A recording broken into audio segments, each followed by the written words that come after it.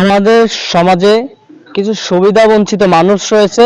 সে সুবিধা বঞ্চিত মানুষদের মধ্যে শ্রমজীবী মানুষরা দিনরাত পরিশ্রম করে দেশ সেবায় নিয়োজিত থাকে এবং দেশের সেবায় নিজেদেরকে উৎসর্গ করে।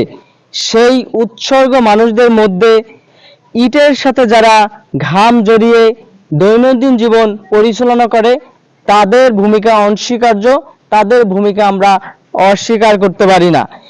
এই শ্রমজীবী মানুষরা সর্বদা দেশ সেবায় নিয়োজিত থাকে।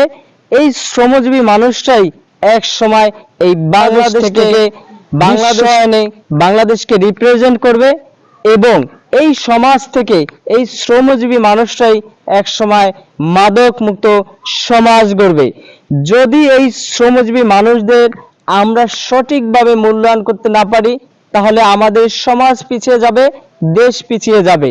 এই শ্রমজীবী মানুষদের যদি আমরা মূল্যায়ন করতে পারি, তাহলে আমাদের সমাজ অগ্রসর হবে, আমাদের দেশ এগিয়ে যাবে। তাই আসুন আমরা এই শ্রমজীবী মানুষদের পাশে দাঁড়াই এবং এই শ্রমজীবী মানুষদের আমরা সচেতন হিসেবে গড়ে তুলি, যাতে আগামী দিনে এই শ্রমজীবী মানুষের পরিশ্রমের মাধ্যমে সমাজ থেকে মাদক দূরীভূত হয়, সমাজ থেকে অন্যায় দূরীভূত হয়, সমাজ থেকে কলুষিত দূরীভূত হয় এবং সমাজ হোক কলুষমুক্ত। সেই প্রত্যাশা আমরা রাখি এবং আমরা এই শ্রমজীবী মানুষদের সর্বোচ্চ মূল্যায়ন করার চেষ্টা করব ইনশাআল্লাহ।